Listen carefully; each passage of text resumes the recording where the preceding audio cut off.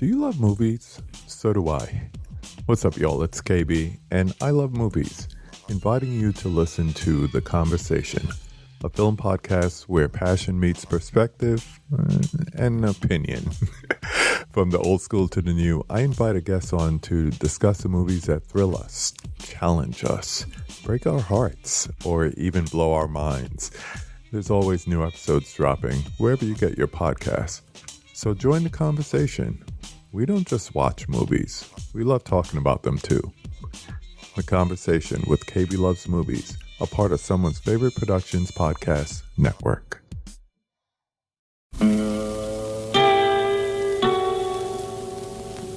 Hello, filthy movie lovers. My name is Gentry Austin. And I'm Casey Scott. And we're the hosts of the Sin Syndicate, film podcast for something weirdos, anti-criterion bros, and Joseph Sarno aficionados. Join us semi-weekly as we peer into the adults-only theaters and sticky-floored cinemas of the golden age of sexploitation, when the morals were loose, the laws were murky, and the intercourse was all simulated. Find us now on the Someone's Favorite Productions podcast network.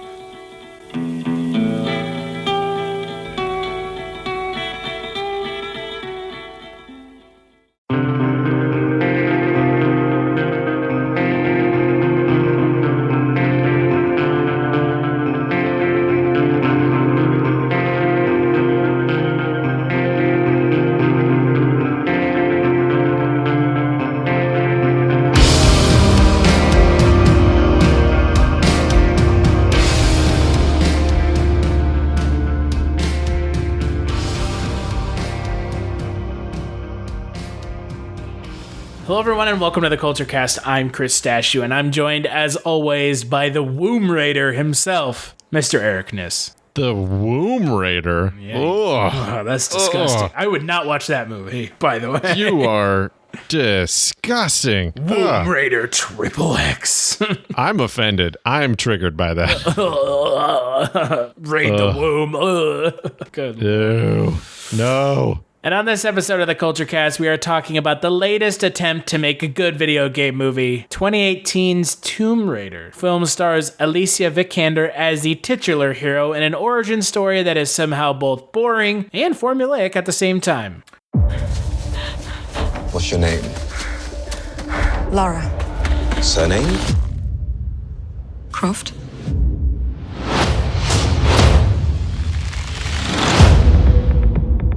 Lara, your father's gone. You can pick up where he left off. I see so much of him in you. Brilliant. Hello, Sprout. If you're listening to this, then I must be dead. I found something. A tomb called the Mother of Death. If Trinity succeeds, our world is in danger. Promise me you will stop them. I promise.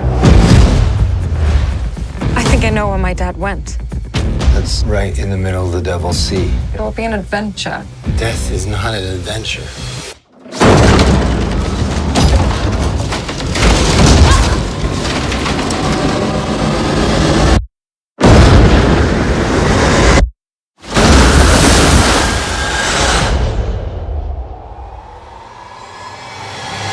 You shouldn't have come here. But I'm glad that you did.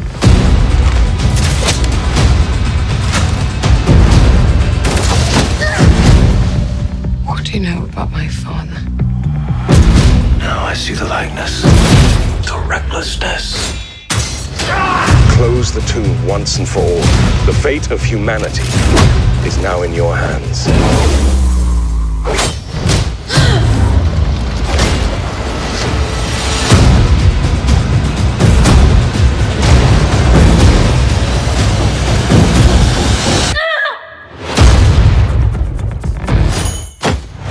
Can't be too careful these days. The world has gone bloody mad. I'll take two.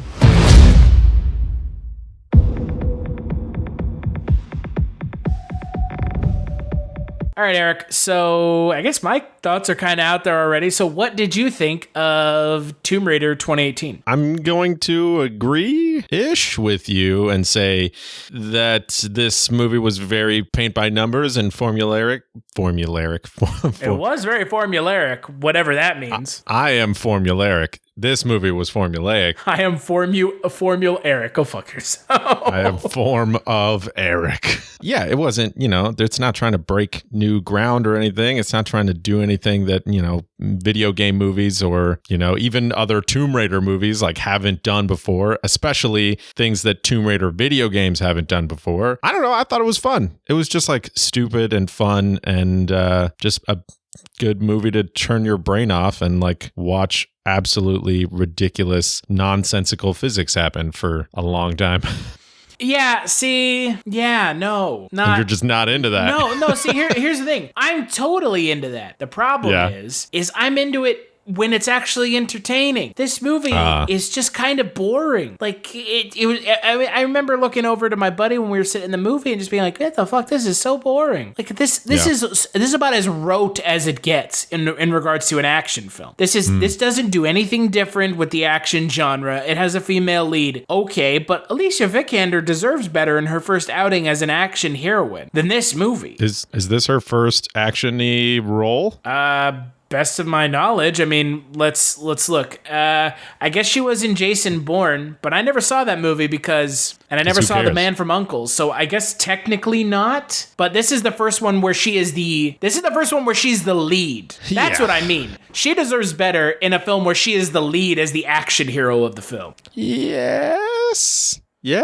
Question mark? Because she's not bad. She's not bad. No, right? She is definitely she's not the worst part of this movie. Not even close to the worst part of this movie. I liked her as Lara Croft. I didn't hate her at all. She doesn't bring much to the character. No, but also I think a lot of that is the way that the character is written. Well, for the movie, in the movie, Lara Croft is a cipher. In the video game, because essentially you're playing as her the entire game, and we're going on 2 games now, the third one coming out later this year in the rebooted Tomb Raider series, which are light years better than this movie. They are amazing. Well, this movie is basically a copy of the rebooted Tomb Raider game from like 2016. Not at all. It is. This is coming from somebody who definitely did not play that game. Yeah, the 2013 Tomb Raider game that this is based off of is similar. The setting is similar, but it is and some of the beats are the same, but this movie focuses on Lara Croft's relationship with her dad, which is, again, so played out. We've seen this before. Everybody's got daddy issues. I miss John Voight. That's all I'm going to say. Oh, no, you don't, because now Angelina Jolie just looks like John Voight with brown hair. Look at her and tell me that that's not what she looks like now. Oh, I don't know. Now I got to look it up and find out. Hello, my name is Kevin Tudor, and I'm one of the 3 hosts of Almost Major, a film podcast dissecting many major indie studios and the films they release. Every week, myself, Charlie Nash, and Bryden Doyle discuss overlooked, forgotten, or bona fide classic indie films via studio-specific miniseries. We've previously covered numerous films from Artisan Entertainment, Lionsgate Films, and New Line Cinema. Titles including The Blair Witch Project, American Psycho, Dogville, But I'm a Cheerleader, Saw, Requiem for a Dream, and Ringmaster. You know, the Jerry Springer film. Anyways, we have a fun time every week, and we hope you will join us. Subscribe to Almost Major wherever you get your podcasts. Now proudly a part of the Someone's Favorite Productions podcast network.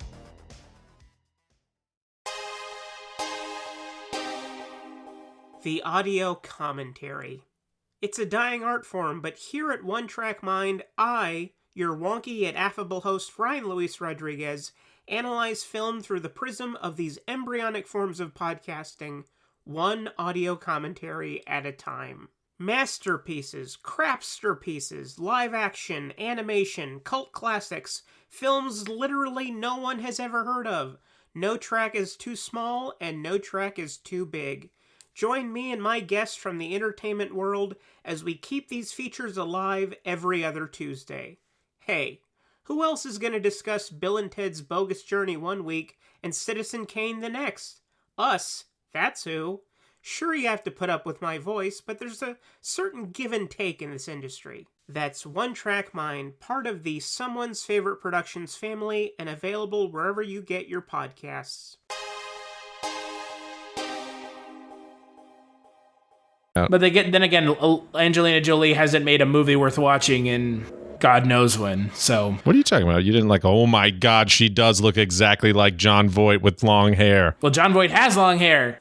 She looks like a lady Jon Voight. She looks like Jon Voight with brown hair. Wow, this is amazing. Alicia Vikander is great. Like, she's the best part of this movie. But the problem is she's not given enough to do. The whole movie is about her, like you said, her relationship with her father, Dominic West, who, if we're talking early awards for 2018, worst wig of the year. Dominic West on the Island.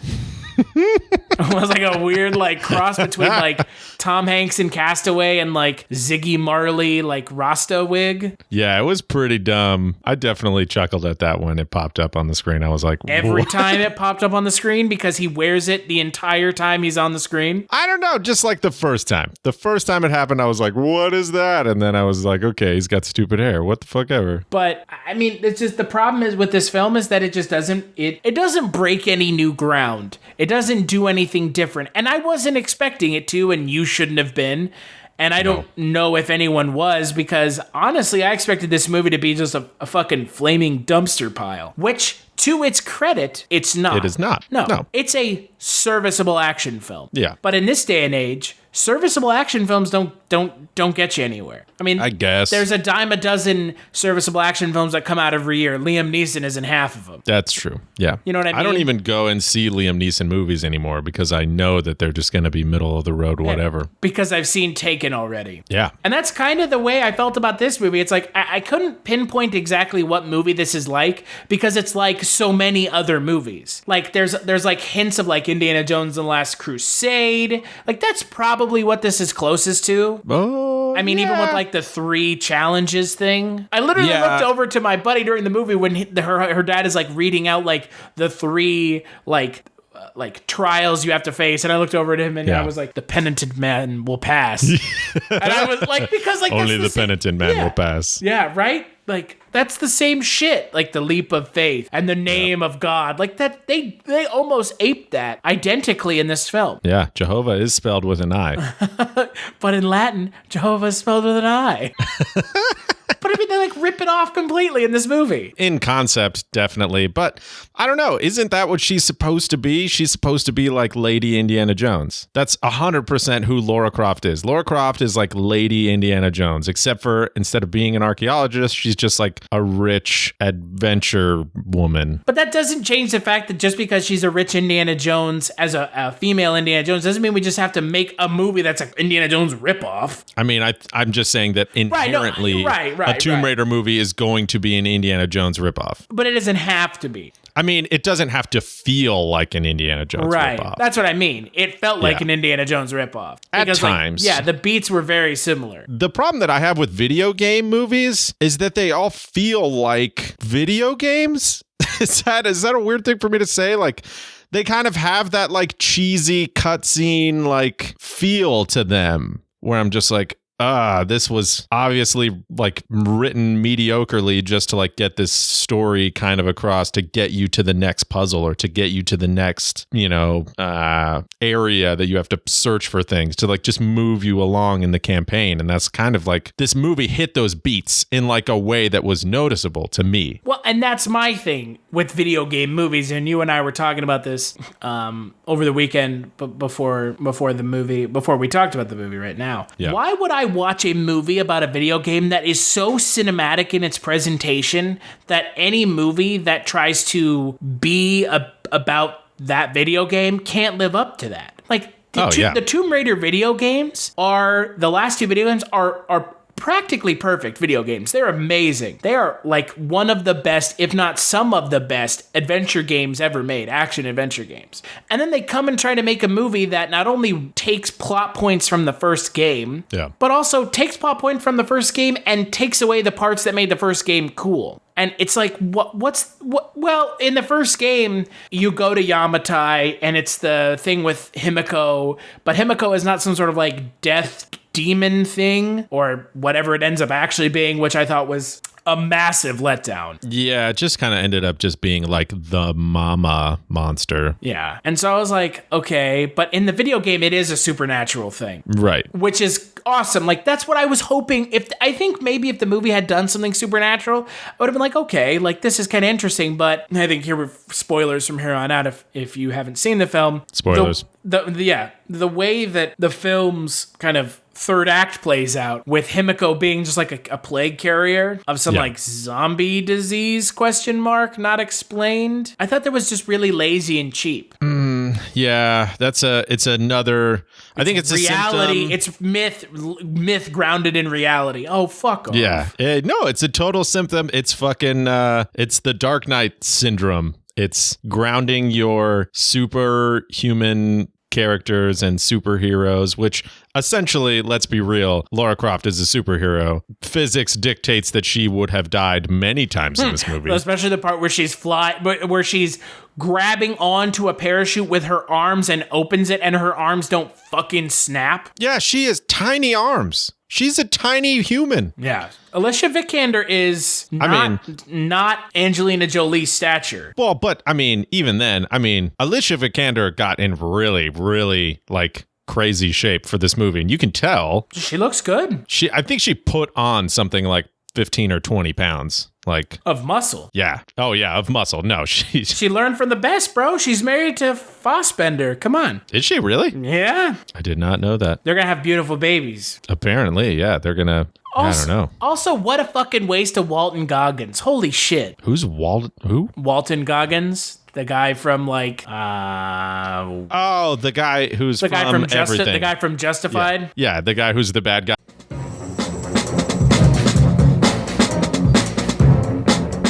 Hello, this is Aaron West. I am the author of the A24 New Wave. In this book, I look at A24's output and I make the argument that we are in a new wave movement right now. A24 plays a major role. This book has a supplemental podcast where each episode is a brief conversation about an A24 related topic, whether an actor, director, or even a genre. As I continue research for the book and conduct interviews, I expect to record podcast episodes with people involved with the company. You can find the podcast at cinejourneys.com or wherever you find podcasts, and we are proud to be members of the Someone's Favorite Productions podcast network. And everything because he's the perfect bad guy. He wasn't the bad guy in Hateful Eight. He was kind of the bad guy in Hateful Eight. I don't know. I didn't see that movie. Oh, well, what the fuck? He was a bad guy in Django Unchained. Yeah, he was a bad guy in Django Unchained. But he's great. Yeah, he's awesome. He's an amazing character actor. And yeah, I think they could have done a lot more with him. I thought, I don't know. You know a Tomb Raider movie is going to be a big action movie, but you hope that they develop the characters enough to where using somebody like him, who's such an awesome character actor, would actually be totally warranted. And I think instead of casting him and then utilizing him in a more effective way, they just cast him because of his looks and because of the sort of all of our preconceived notions, for people who have seen him and other shit, he's always the bad guy. He's always this sort of hateful, just shitty dude in everything. He's a hateful almost eight. Everything. He's a hateful eight. He is one of the hateful eight. He is, I think, hateful number 6, but don't quote me on that. Have you seen Vice Principals? I have. I love that show. Yeah, and he's great as a kind of antagonist, but not really. Yeah, he's sort of an antagonist turned good guy, kinda, but still not really. And I guess for me, I don't understand because most of the time, all Walton Goggins does in this film is just stare off screen. They give him nothing to do. He is about as generic a villain as they get.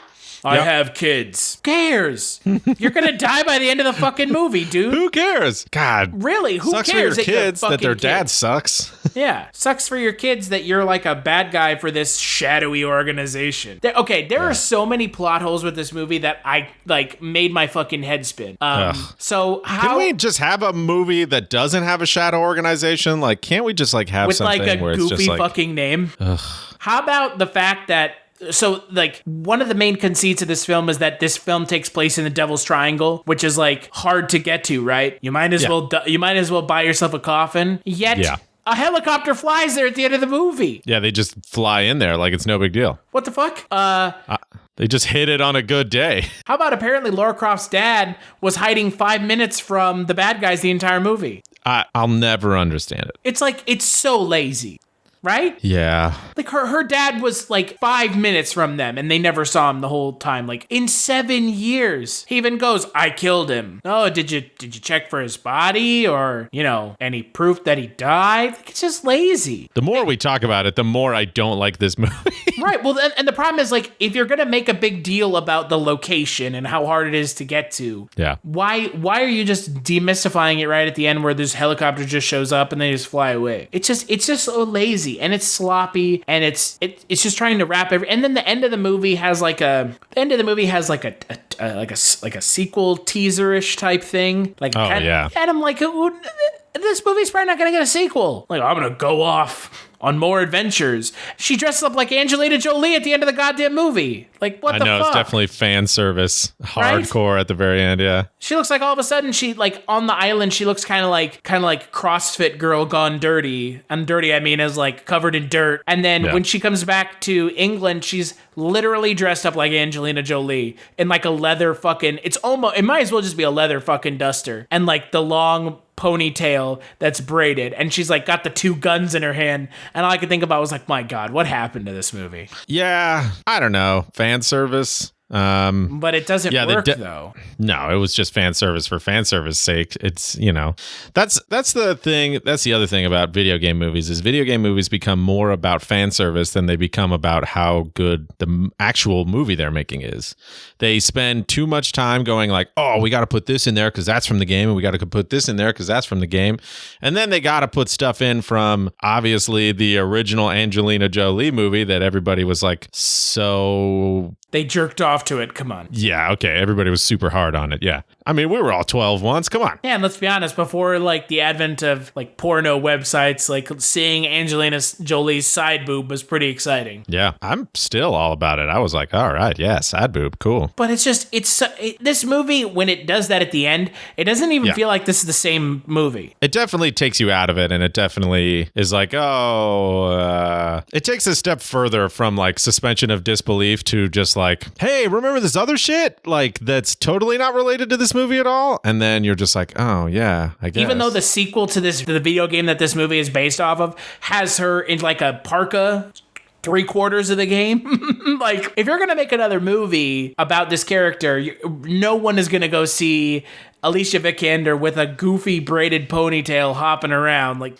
come on. I mean, I would probably watch a sequel to this movie, but not one that all of a sudden goes into the campy direction of the Angelina Jolie movies. Yeah. I mean, and that's like kind of the appeal of those movies, besides Angelina Jolie's boobs. And Daniel Craig. Don't forget. Isn't he only in the he's only in the first one, though. Yeah, and Gerard Butler's in the second one. Yeah, they were really going all out for their well, let's not remember, Daniel Craig was like, back when that movie came out, he was not like, he's not Daniel Craig. Yeah, he's not. This is 2001. He wasn't Daniel James Craig. Bond yet. Yeah, he was a bad guy in that movie, I think. Yeah, he was the love interest turned bad guy. Great. So like every other mid 2000 or early 2000 action movie. Yeah, exactly. I mean, again, the ending of the movie aside, like there was some okay stuff, but I think that there wasn't enough action, which is kind of weird. Like there wasn't, like you said, it felt kind of like a video game. Yeah. Where it was like action punctuated by just like long fucking cutscenes of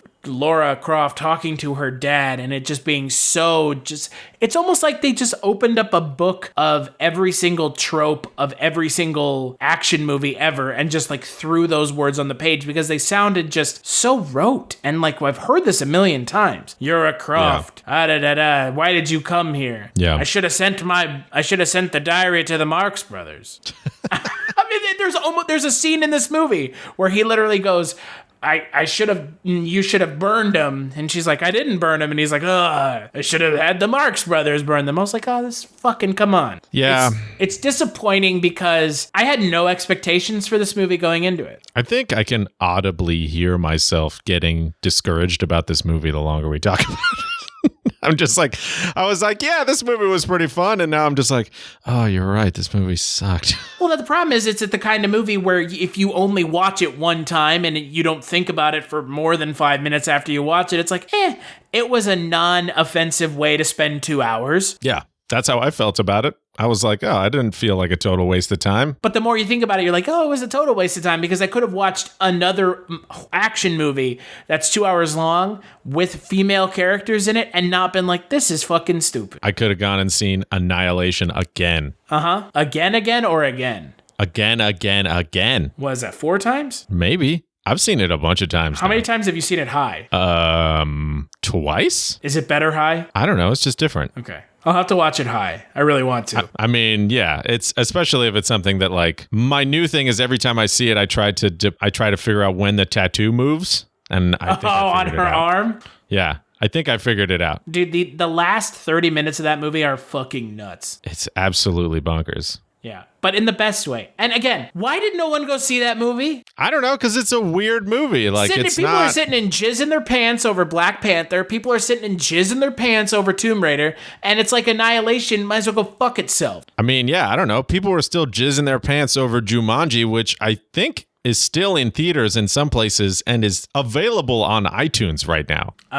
Best of my knowledge, it may still be available in theaters here. Yeah, so like people are freaking out over Jumanji for some reason, which I saw Jumanji. Jumanji is still in theaters here. But you can buy it on iTunes. Like, I don't understand that. It's still in theaters. It's still making enough money in theaters that they were just like, fuck it, leave it in the theaters. Like, that movie is making Oprah money. It's absolutely retarded. But Annihilation is like too hardcore for people. I mean, I don't know. Annihilation's not a kid's movie, like not even remotely, but I don't know, maybe that's why. Well, and let's be honest here, as much as I'm not a huge fan of him, The Rock is a huge draw. Oh, yeah. And I mean, like, dude, I saw the new Jumanji and... The new Jumanji is a better video game movie than this. Yeah, and it is a video game movie, I guess. It's not technically a video game movie. It is a video game movie.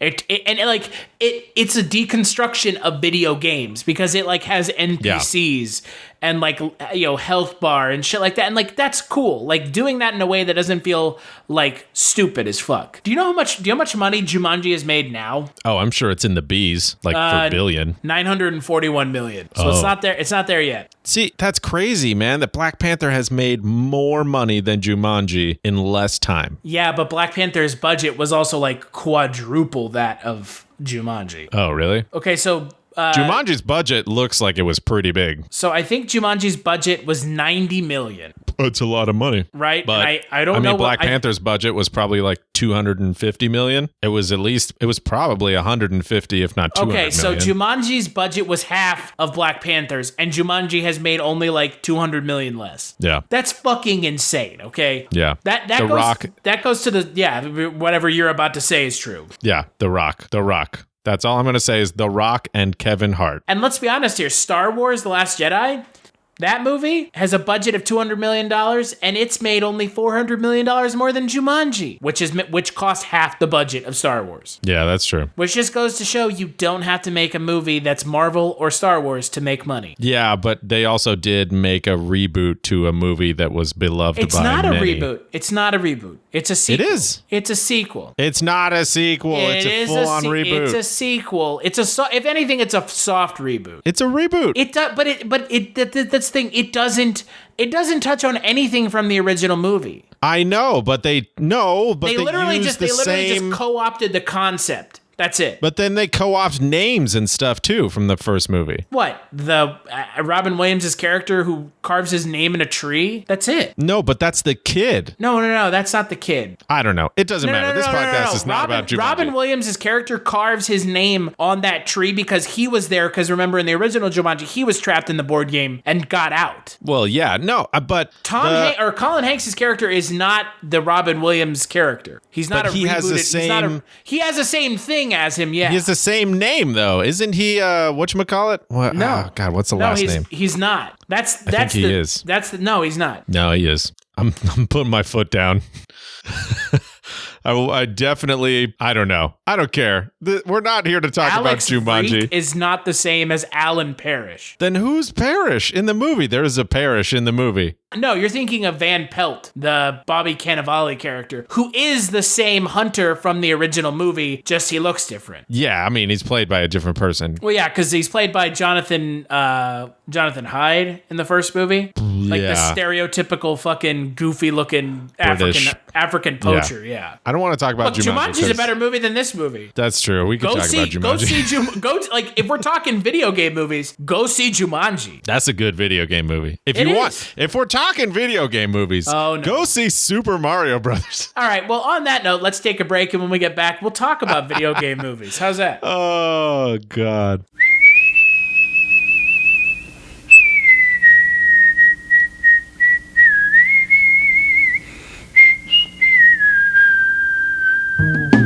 Who is Carl Kolchak? He's a reporter. Now that is news, Vincenzo. News! And we are a newspaper. We are supposed to print news, not suppress it. With the INS. What's an INS? Independent news service, sir, founded in 1904 by Enrico Paluzzi. Who seems to have a nose for the strange and unusual. Well, last year in Las Vegas, I uncovered a series of murders that turned out to have been committed by a vampire. And what is the Kolchak tapes? It's a podcast. Hey, this is Jason Kleberg from the Force 5 podcast, a show that forces a guest to come up with a movie-themed top 5 list topic, and then we reveal our picks on air. Top 5 heist films, top 5 tearjerkers, top 5 movie dogs. Every show you'll be asking yourself, what would be on my list? Guests include directors, screenwriters, actors, podcasters, musicians, authors, and even a professional wrestler. Subscribe to the Force 5 podcast, and you won't just be a listener, you'll be a list nerd. The Force 5 podcast, available wherever you're listening now. All about Carl Kolchak. What's a Kolchak? The Night Stalker. And where can you get it? On iTunes, Stitcher Radio, and at www.kolchaktapes.com. As foolish a game as any that Gory the Ghoul could make up.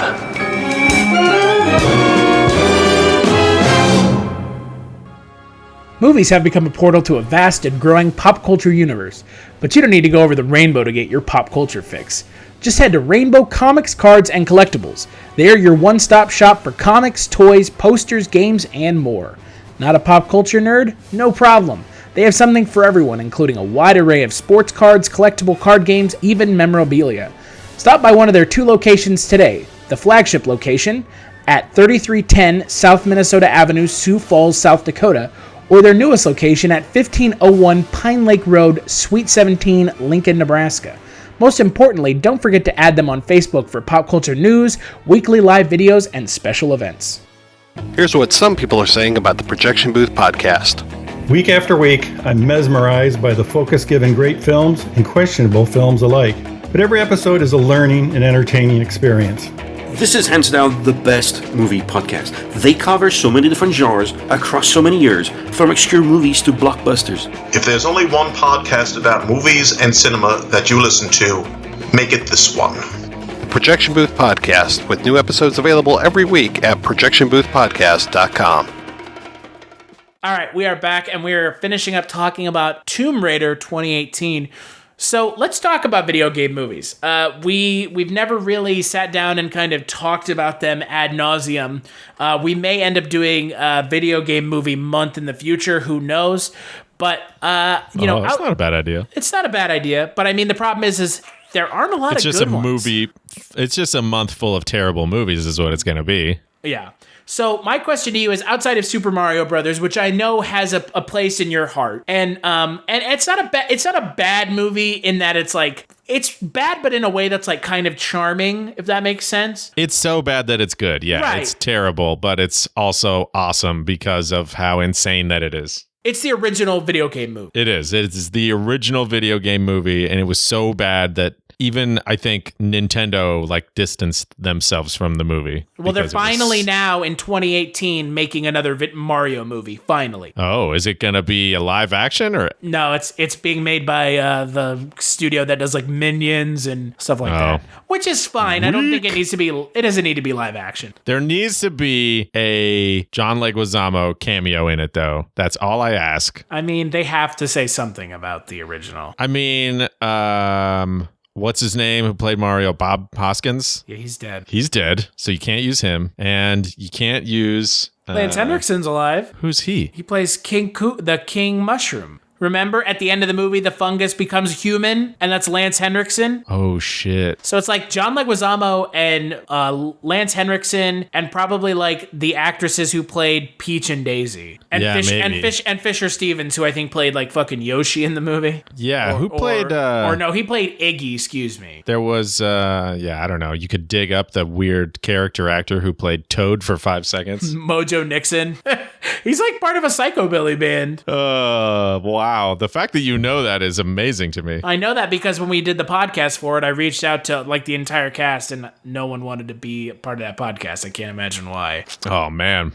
If I ever meet John Leguizamo, it's going to be the one thing I ask him about. Be like, I loved that movie. You should ask him about that and Tu Wong Fu. That and The Pest. Have you seen The Pest? No, I haven't. Oh, that's John Leguizamo at his third finest. Have you you've seen Tu Wong Fu, right? Yeah, of course I have. But it goes Super Mario Brothers, then Spawn, then The Pest. Where does Tu Wong Fu rank? I don't know, somewhere lower than those three. Tu Wong Fu, so I had never seen it before, but my wife really likes it, and that movie is just something else. It's bonkers. It's crazy. Patrick Swayze, he's passable, but Wesley Snipes? No. Whoa, now.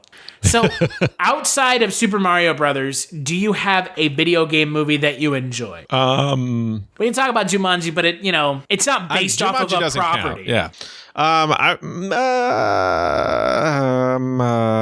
Silent Hill, maybe? Silent Hill's not bad. The first Silent Hill movie, because they did make a second one that I think I saw one time, but I don't remember it at all, so it must not have been good.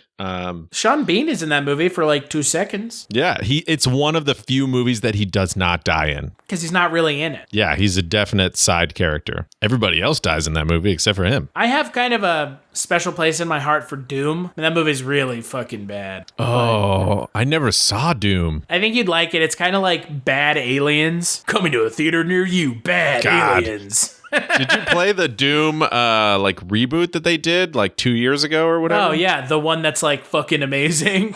And it's got like the most amazing death metal soundtrack like ever. And it's essentially the scene from Watchmen where Rorschach's like, I'm not locked up in here with you. You're locked up in here with me, demons. We just run up to them and rip their fucking heads open, like stomp on their fucking nuts. That Doom game is awesome. Yeah. I really like Mortal Kombat. Mortal Kombat, the first one's fun. The first one is fun. The second one is so bad, it's impossible to like get through. Well, it's like, it's really has that like video game like movie-itis where it's like, let's just name drop all this shit that only gamers would get. Like, here comes but even Baraka the first movie is kind of like that. Yeah, but this one's like, how many fucking characters can we throw at you? Like, yeah. When you start throwing in like weird side characters, like they get like Cyrax and Sector in there or whatever. How dare you? Cyrax is amazing, and so is oh god, who's the yellow one? Cyrax, right? Sector? Yes. There's Cyrax, then there's Sector, and then there's Smoke is the gray one. Yeah, Sector Smoke is the tightest. Smoke is the bullshit one where you can just uppercut people over and over again. I know, that's why he's the tightest, because I suck at video games. So, and then there's all those Uwe Boll video game movies like Postal, Blood Rain, House of the Dead, Alone in the Dark. I haven't seen any of these movies. You've never seen Alone in the Dark? No. Probably keep it that way. That movie is one of the worst films ever made. What is it? Is it God, what's the fucking movie with the one? Oh my god, my brain has stopped working for the day. Vin Diesel. What's the movie with Vin Diesel where he's like he has like perfect night vision? Oh, Perfect Dark? Isn't that based off a video game? Is that Perfect Dark? I think it's Perfect Dark. Perfect Dark is the video game with a video game that was GoldenEye. Pitch Black. And they were talking about Chronicles of Riddick. Yeah, Pitch Black, and then Chronicles of Riddick had a video game based off of it. Oh, but Pitch Black wasn't based off of video game? No. Oh. I really also kind of like the original Resident Evil. I mean, the other ones, kind of diminishing returns, but... Yeah, I don't know. They were all kind of garbage. Yeah, but they weren't, like, aggressively garbage. I think the later ones were aggressively garbage. Well, they tried to do that same thing we've been talking about, where it's like name-dropping shit for name-dropping shit's sake. It's like, pff, get out of here. No one cares about Wesker and Chris Redfield in these movies. Go fuck yourselves. Yeah, like, come on. Well, they're making a Rampage movie, and we're going to be talking about that next month. Don't forget. Duh. It looks fucking stupid, but I want it to not take itself seriously because it's based off of a video game where a giant monkey, a giant lizard, and a giant wolf just climb up and down buildings and punch them and eat people. Like, well, you're gonna have a commentary about global warming in this fucking movie? Go fuck yourself. You know what and I'm gonna say this now, and I know we're gonna talk about it during the podcast, is my gripe with it is that the gigantic monkey and the gigantic lizard and the gigantic wolf are people that got mutated by crazy whatever thing in the video game. And in the movie, they're not people at all. They're just big animals. Ugh. They're Toka and Razor. That is really lame because in the video game, when you die, you become a human, and then the other you're characters like can naked, eat and then you run away. Yeah, and other people can stomp on you and eat you. Yeah, it's the fucking greatest. I remember playing the shit out of that game in the arcade because that game's awesome. But yeah, they're gonna. I mean, what are they gonna do next? They're gonna ruin my second favorite arcade game, and then they're gonna ruin my first favorite arcade game. Like they're gonna make a Metal Slug movie that's terrible. I mean, a Metal Slug movie is pretty much just that John Rambo movie where he just like is on a machine gun shooting at people, not moving because Sylvester Stallone can't do much anymore. Yeah, his knees are probably shot. Remember how they made the rest of his body? Remember how they made a Need for Speed movie? Oh yeah, with motherfucker from Breaking Bad. Yeah, the guy who says bitch every other word. Yeah. Remember how they made a Max Payne movie? Oh my God, with Marky Mark and the Funky Bunch. That's right. Yeah, they make a lot of video game movies. Well, that's the thing. They really haven't in the States. Like in Japan, they've made a lot of video game movies, but a lot of them are animated. In the States, they haven't really like made a whole lot. And you could kind of make a case for like the animated movies, or you could even make a case for like Wreck-It Ralph. But Wreck-It Ralph or Tron Legacy, or even Scott Pilgrim versus the World. Yeah. I think you're reaching now. I mean, those are video game movies. They're centered around video games. Or what about Existence? Yeah, now you're really reaching there. It's a movie where the plot is based around a video game. It's not a video game movie. What about The Last Starfighter? I hate you. Last Starfighter is a good movie. At least I didn't say Lawnmower Man, okay? Jesus. Lawnmower Man would have been better. Have you ever seen The King of Kong? Yes, I have seen The King of Kong. It's insane. Now we're just talking about documentaries that are formulated around video games. Like that's not, I don't know. But I mean, The King of Kong is hilarious. Again, it's a video game movie. Yeah, it is a movie about video games. It's a movie about video games. It's a video game than video game movie. It's a video game. It's a movie about video games, not a video game movie. Yeah. Yeah. But King of Kong's great. King of Kong is like just a movie about a bunch of weirdos with like really weird personalities. Yeah, it's a bunch of neckbeards. And Billy Mitchell. Yeah, but even that guy's he's like a neckbeard in disguise. Well, he's also a cheater, apparently, but that's recent news, so. Yeah, whatever. Which makes that movie hilarious if you go back and watch it and kind of knowing all the information that surfaced earlier this year. That apparently, a lot of his scores that he was submitting were done on a computer, not on an arcade machine. Oh my gosh. Which, if you go watch that movie, everything he says is a fucking just lying. So, but yeah, I don't know. I mean, video game movies they haven't had the best track record. It is a running joke. It is just a fact of life. Video game movies are bad. Yeah. But Tomb Raider's not bad. It's just not much of anything. Yeah, it's more of the same. It's not it's not the worst video game movie that I've ever seen. And I did have fun watching it in the theater. I just kind of went to the movie by myself because obviously nobody wanted to go with me because why would you go see this movie if you didn't have to? Nobody wanted to see this movie. But I went, and I don't know, the theater was pretty full when I went, and I went Sunday night, last night at 10. So I don't know. I went and it was cool. And I mean, do you want to hear something insane? And not that I think that the Rotten Tomatoes score matters. We just talk about it at the end of this podcast because it's one of those things that we can't ignore at this point because everybody gets their panties in a bunch about it. this is kind of a preview for the question I'll be asking you here in a second. This movie has the highest Rotten Tomato score of any video game movie ever released. What? Yeah. As of right now, it has the highest RT score of any video game movie ever. It is 4 points away from having the highest Metacritic score. Excuse me, no, it's about 12 points away from having the highest Metacritic score. Highest Metacritic score right now is Mortal Kombat at 58 out of 100. This movie has a 46. Because video game movies are bad. And critics hate video game movies for the most part. But I mean, yeah, like I know, video game movies are bad. That's why nobody wants to go fucking watch them. Yeah, but that's like, at this point, that's like part of the experience is like, oh, let's go see this bad video game movie because like we know it's going to be bad. And who goes and sees? Hello and welcome to Tumbleweeds and TV Cowboys. My name is Hunter. In this podcast, I'll be joined by a different guest each week to discuss a classic Western movie or TV show. I've been a fan of classic Westerns for as long as I can remember, and in recent years, they've become very nostalgic for me. I love the aesthetic, the tropes, and I love seeing different filmmakers' takes on them. At their best, they're incredibly entertaining, rewatchable, and some of my all-time favorite movies are Westerns. We'll mostly focus on Western movies made in Hollywood, but we'll also be covering spaghetti Westerns, and one thing I'm very excited to get into are Western TV shows. I've got some amazing guests coming on the show, film professors, historians, and podcasters. And Tumbleweeds and TV Cowboys is part of the Someone's Favorite Productions podcast network, and many guests on the show will be from other shows on the network. Thanks for listening.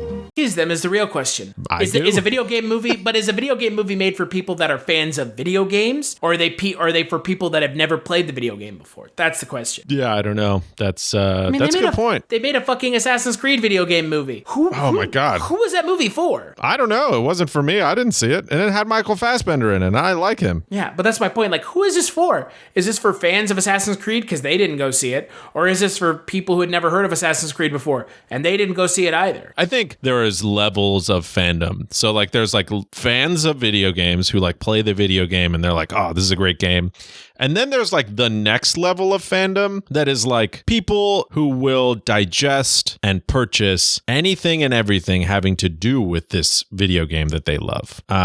So I think that's the crowd of people that these movies are aiming for. And so if you try and go for the biggest franchise possible, that crowd of fans is going to be bigger depending on, whatever game it is. And so Assassin's Creed is a pretty big video game. People love it. And I'm sure there's a ton of people that went out to go see it because I'm sure that there is a lot of people who will just anything Assassin's Creed they'll purchase or participate in or care about in some way, shape, or form. And I think Tomb Raider is probably the same way, especially because, there's probably people that are your and my age or older who like grew up playing every single Tomb Raider game. And it's like just ingrained in us now to be like, oh, there's a new Tomb Raider game. I got to check it out. Or there's a new Tomb Raider movie. I got to check it out.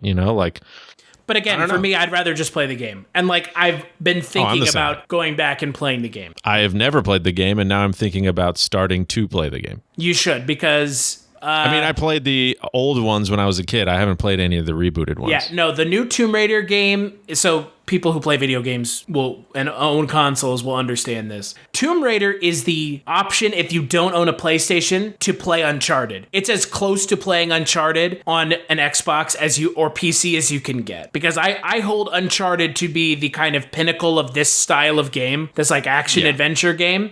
Well, I mean, Uncharted's like basically playing through like a 15-hour movie, basically. Right. And you have a PlayStation, so you know. Uncharted is consistently one of the best, if not the best game on PlayStation, as far as I'm concerned. Uncharted 2 is my favorite video game. It's an Indiana Jones game without Indiana Jones. Yeah. And Tomb Raider is as close as you can get to playing Uncharted if you don't own a PS4, if you want to play it on Xbox or PC. So that's about as about kind of glowing a review as I can give about the Tomb Raider games. So, but in regards to the movie, what would you give the film? God, out of 5, I'll give it I'm gonna give it like 2 pointy boobs. Wow. Triangle boobs. Yeah, it's gonna get 2 trapezoidal triangular 90s graphic titties out of 5 possible. Yeah, I'll give it a 2 as well. Two triangle boobies. Or just 2. It wasn't bad. And that's the thing, like, you got to applaud it for not being bad. Yeah, it's not bad. It wasn't much of anything outside of not being bad. Yeah. As long as you don't think about it or talk about it or try to analyze it at all, it's fun. It's one of those movies where you watch it once and you'll probably never watch it again. Yeah, I know that I'm not going to, watch it again ever. Yeah. I'll wait for it to come out on Netflix and then I won't watch it. So what do you think the film has on Rotten Tomatoes? Knowing now that it has the highest RT score of any video game movie ever made. I'm still going to go low. I'm still going to go like 42%. 50%. Oh! Tomb Raider reboots the franchise with a more grounded approach and a star who's clearly more than up to the task, neither of which are well served by an uninspired origin story. Boom. I would agree with that. Now the question is, Now the question is what video game movie has a Rotten Tomatoes score of 0? And I'll give you a hint. It's based off of a fighting game, and it came out in 2010. And you may not even realize that they made a movie about this game. Oh, wait a second. Is that Unreal Tournament? Something? Tekken. They made a Tekken movie? It has a 0% on Rotten Tomatoes. A fucking 0. A big goose egg. That takes some skill. Wow. Next lowest is Alone in the Dark with 1%, followed by Mortal Kombat Annihilation with 3%. I'm surprised they gave it 3. The top 5 lowest are Tekken at 0, Alone in the Dark at 1, Mortal Kombat Annihilation at 3, House of the Dead at 3, and Blood Rain at 4. 3 of those 5 movies were directed by the same director, so that should give you a hint as to who you should avoid. If I brought it to 6 films, still directed by the same director. So if I brought it to 6 films, 4 out of the 6 are directed by Uwe Boll. Yeah. If I brought it to 8 films, 5 of the 8 are directed by him. What? Is that all he does is like direct terrible video game adaptations? Yeah, yes, pretty much. He's the movie director who was like, if you don't like my movies, come fight me in the ring. We'll box and fight. Yeah. Wow. Yeah, great. Yes, he makes just terrible video game movies. So, to answer your question. We're about to wrap this up anyways. Yeah, sure. All right, sorry about that. You're fine. Okay. All right. So let's take a break, and when we get back, hold on. All right. Yeah, sorry, man. I just lost my train of thought. We're gonna take another break, and we'll play the preview for the next Kulturecast. 10月私も行くわ。あなたたちと一緒に私も行くわ。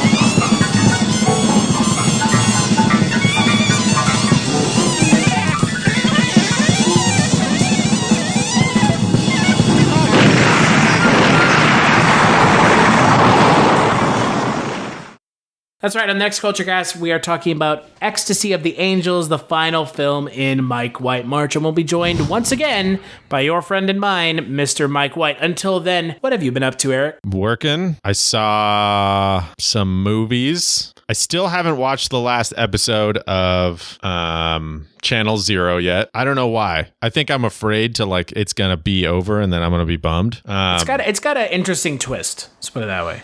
And then let's see. I've been watching that show Love on Netflix because I never finished the second season, and the third season's now on there, so I'm watching it, and it's interesting. I don't know. I'm going through a sappy phase right now, and that's how I'm choosing to express myself during this time, is with that and the occasional Matthew McConaughey rom-com. Yeah, that's it, man. Just fucking working all the time and doing that shit. Yeah, I don't know. What about you? What the fuck are you doing? Nothing. Just like you, watching movies and trying to keep my head above water. We got a new dog, so I'm trying to keep the new dog from eating the blinds. And wow. Yeah. Sounds like a real Einstein, this one. Yeah, right. We left him alone by himself for a little while, and actually when I went to see Tomb Raider and I came home, and the center where we got him, because we adopted him because he's an older dog, said that he had been allowed to roam in his old house, and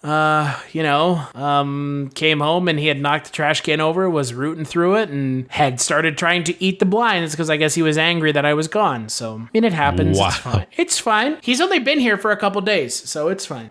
It's not the end of the world. So yeah, he's a puppy. He's figuring it out. Well, he's not a puppy. He's 8 years old. But it's a new home. So, but other than that, just watching movies. I finished Channel Zero. Man, it was nuts. The ending was pretty good. Also, been catching up on Ash vs. Evil Dead, which is pretty good this season. I don't know. I don't like it this season at all. It's a soft reboot of the damn show. That's my issue. Yeah, I don't like this season at all. I'm really bummed out about it. Well, I mean, the issue is it's sounding like it's going to be the last season of the show. So, which is terrible. You could theoretically have walked away from the show at the end of season 2. Yeah, which I did. Well, I mean, you didn't, but yeah, I understand where you're coming from. I mean, I get what you mean. Almost essentially done that. Yes. Yeah, I get what you mean. So, but other than that, nothing. So, but on that note, thanks again for listening, and please head on over to cultureshock.com where you can find out more about today's episode. You'll find links over to iTunes where you can rate and review the show, and to Patreon where you can kick a couple dollars our way. Every little bit helps. You can follow me on Twitter at CultureStash. You can follow Eric on Twitter at Tychomagnetics, and you can follow the website on Twitter at CultureShocked. Big thanks as always to Eric and Wavoka and my good buddy Justin Scott for the intro outro music for the Kulturecast, and we will see you on the next Kulturecast. Bye-bye.